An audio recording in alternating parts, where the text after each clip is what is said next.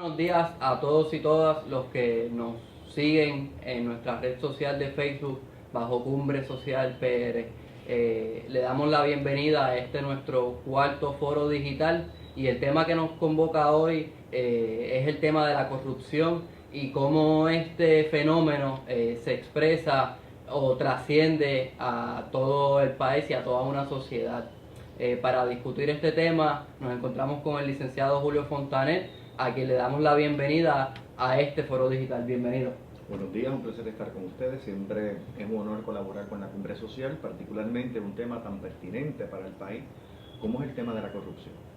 Ciertamente sobre la corrupción se habla mucho, pero a veces no nos tomamos el tiempo como país para analizar sobre este fenómeno y qué implicaciones tiene para la sociedad, para la administración pública y para la legitimidad de las instituciones del Estado. En ese sentido, si nos puede abundar sobre qué usted entiende por corrupción y sobre qué factores se combinan para que un funcionario público, electo o no, incurra en actos de corrupción que desemboquen en actos ilegales o prácticas de corrupción.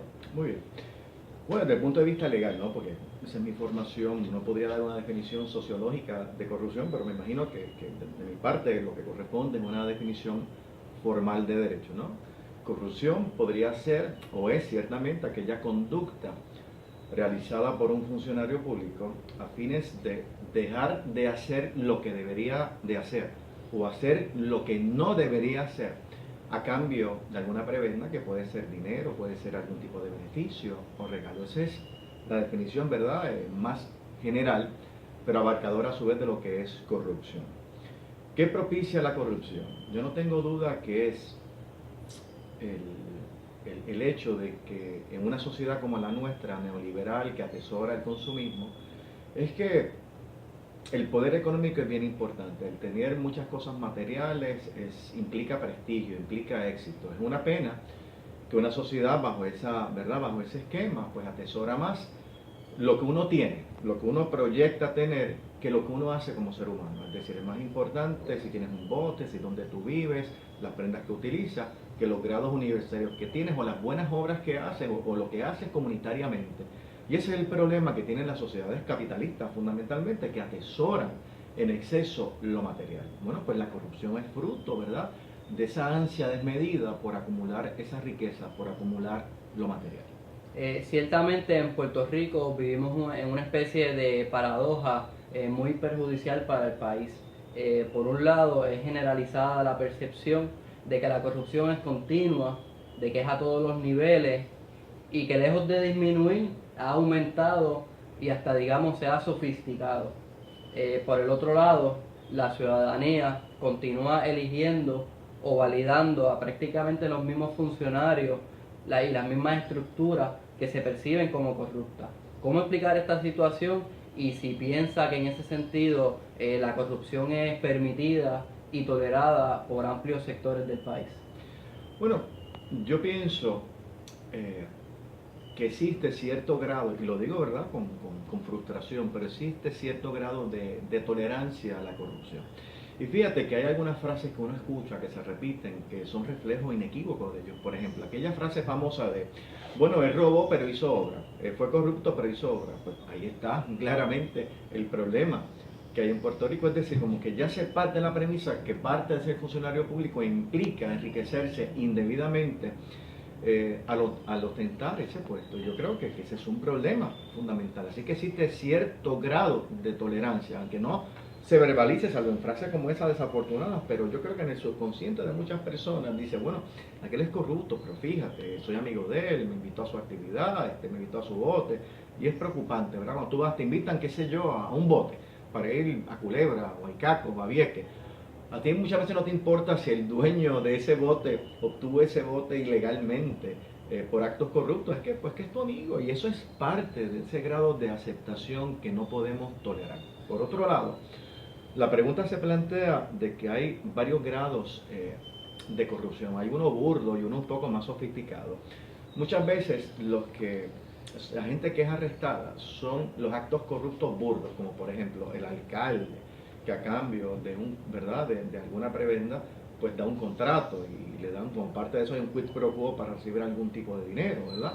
Ese es el que arrestan típicamente, pero hay una corrupción un poco más sofisticada, como por ejemplo aquellos funcionarios públicos que aunque no hay el quid pro quo, cuando te dan el contrato, te contratan, te dan unas taquillitas para que tú las vendas. Tú no las vendes o no las compras, ese contrato no va a ser renovado, así que ese es un problema, es una corrupción un poco más sutil.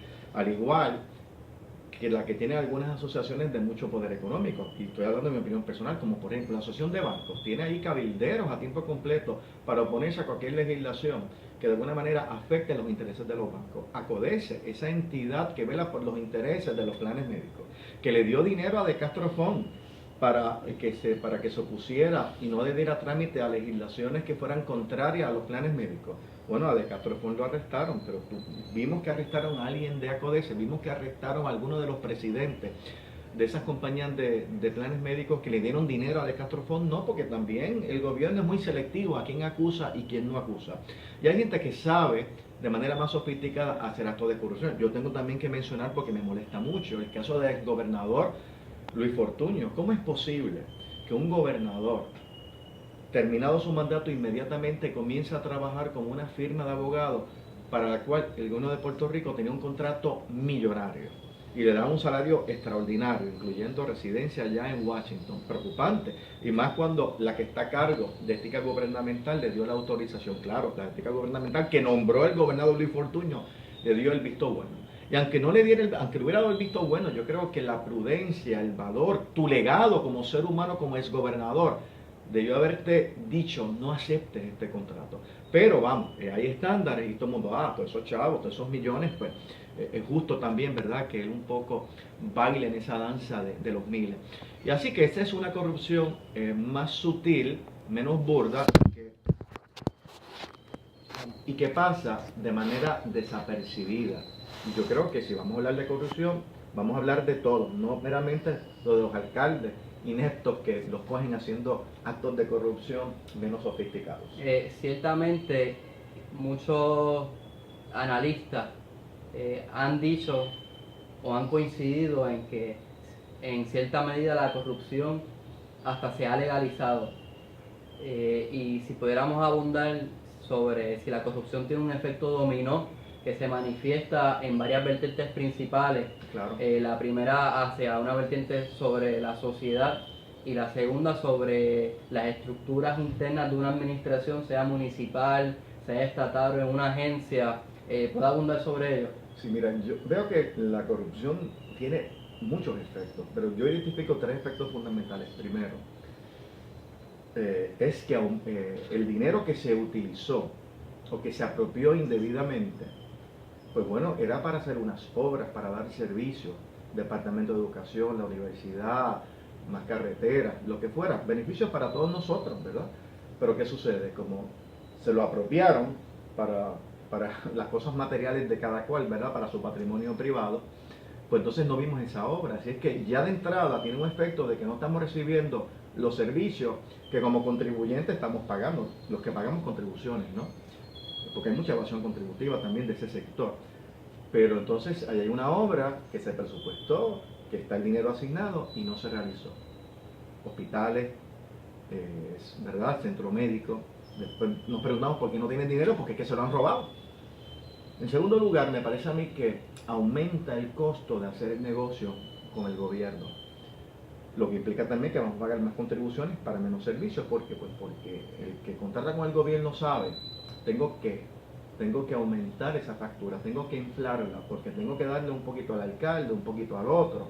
Y si cuando es la corrupción burda, cuando no es burda, pues tengo también que inflarla, porque tengo que comprar las taquillas, darle unos regalitos, ir a la actividad, porque si no, no me dan el contrato.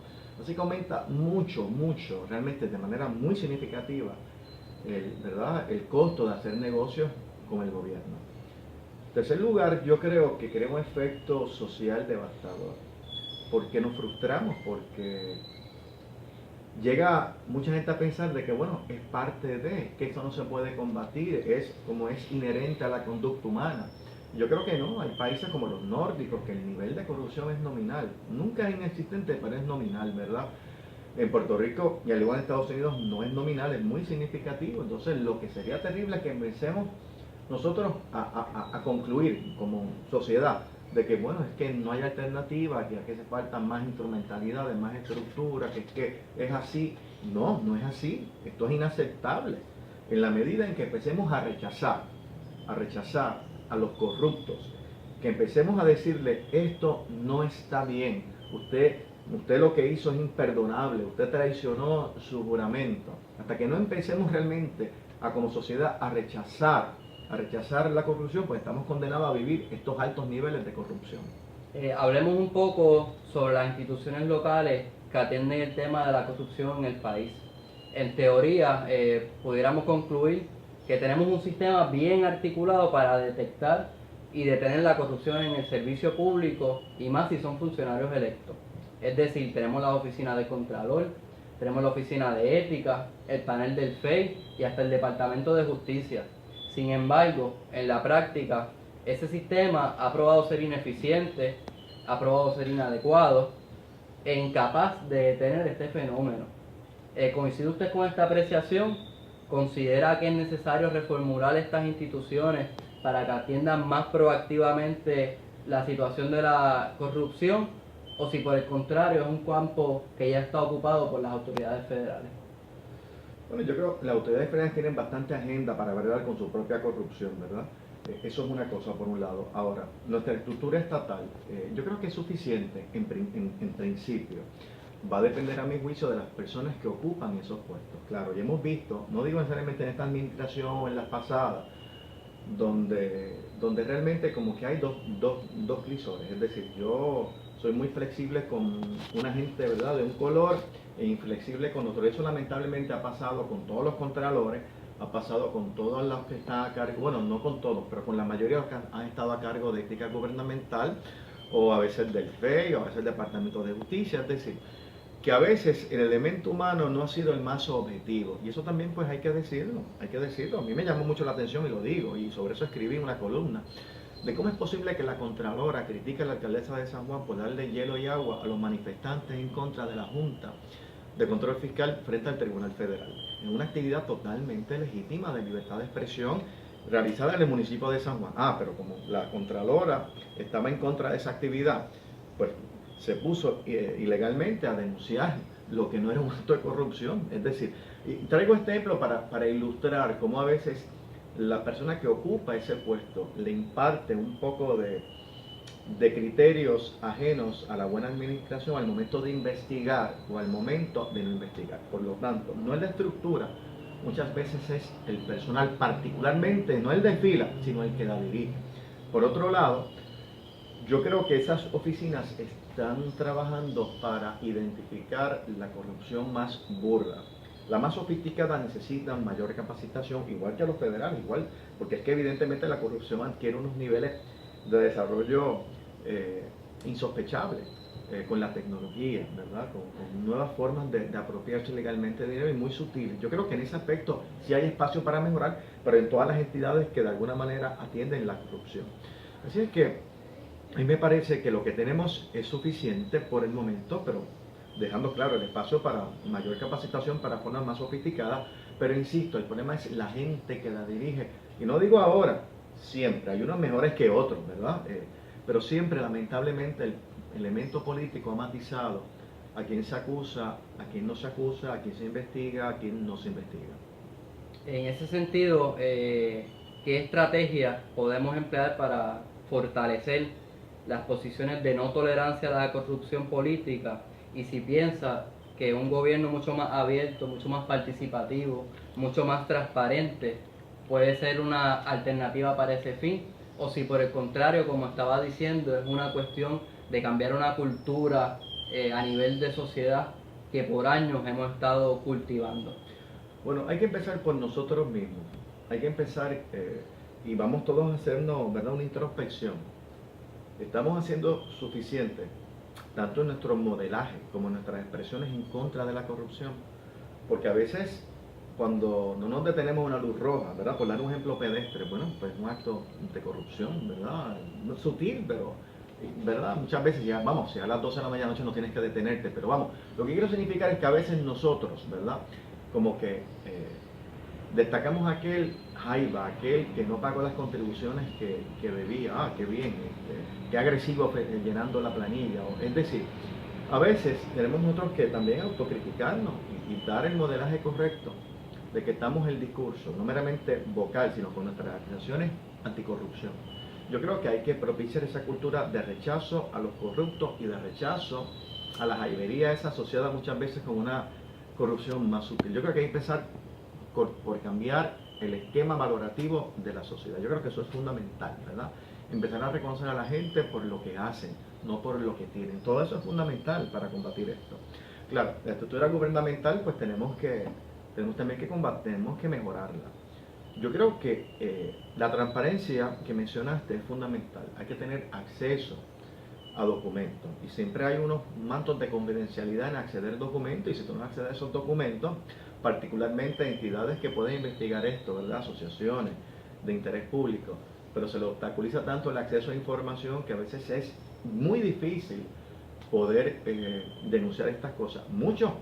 Inclusive muchas cosas, muchos incidentes de grandes niveles de corrupción han sido descubiertos no por la agencia investigativa del Estado, sino por reportajes investigativos de periodistas que contra viento y marea pudieron acceder a información que se les fue privada por agencias gubernamentales. Así que la transparencia es fundamental. Proteger a las personas que dan información confidencial, que no estén expuestos a demandas, ¿verdad? Digo, información confidencial confiable, no que ahora uno esté con vendetas personales denunciando gente sin mérito, pero hay que proteger a ese ciudadano que responsablemente da información y no exponerlo, ¿verdad?, a unas persecuciones por parte del Estado, que porque ha pasado, y lo hemos visto con algunos alcaldes muy poderosos que cuando los denuncian, esa víctima queda totalmente desprovista, ¿verdad?, queda en un estado de indefensión total. Así que eso es parte de lo que hay que proteger al denunciante en casos de corrupción. Y finalmente me parece que debemos ser más exigentes con el gobierno de turno en fiscalizar a las personas que nombran a estos puestos. No pueden ser políticos, no pueden ser personas, tienen que ser personas que han demostrado su profesionalismo a lo largo de su carrera profesional y que tienen y que es posible que hayan apoyado alguna ideología política. Pues claro, todos en Puerto Rico a cierta edad ya estamos bastante bien definidos ideológicamente, pero hay que tener la capacidad de quitarse, ¿verdad?, ese sombrero político para entonces asumir el sombrero de director de una agencia que investiga la corrupción. Yo creo que hay que tener esa facultad, esa potestad, ¿verdad?, esa disponibilidad, y yo no sé si la gente que ostenta esos puestos ahora uno puede decir eso de esas personas. Yo realmente pienso que no, pero es mi opinión personal. Pero no lo digo ahora por los que ostentan los puestos. En el pasado también ha sido así, ha sido como un premio. Personas que son muy leales al gobierno de turno, del que los nombra. Yo creo que eso pues debemos ser un poco más exigentes en las personas que se nombran en esos puestos y que ostentan esos puestos y que puedan ser a su vez ellos fiscalizados, de que cumplen cabalmente con su deber. Ciertamente el tema de la corrupción es algo que no va a parar de aquí a mañana, es algo que es continuo, y como usted bien ha dicho, el rol de la sociedad civil y de los grupos profesionales en investigar, en fiscalizar y en el tener ese acceso a la información es crucial para la construcción de una sociedad que sea mucho más transparente, mucho más participativa, y que rechace de raíz, como si fuera una cultura ya, la no tolerancia hacia los actos de corrupción. Muchísimas gracias por compartir con nosotros el día de hoy. De verdad que gracias por colaborar con la Cumbre Social, y ustedes pendientes a nuestra página de Facebook, en donde continuaremos discutiendo los temas de interés para el país desde una perspectiva no solamente de hablar o analizar un tema que esté pegado en el momento, sino con el propósito de educar y de crear conciencia de que un Puerto Rico mejor es posible si todos aportamos desde nuestros diferentes espacios. Eso es todo por hoy. Muchísimas gracias y gracias por sintonizarnos el día de hoy.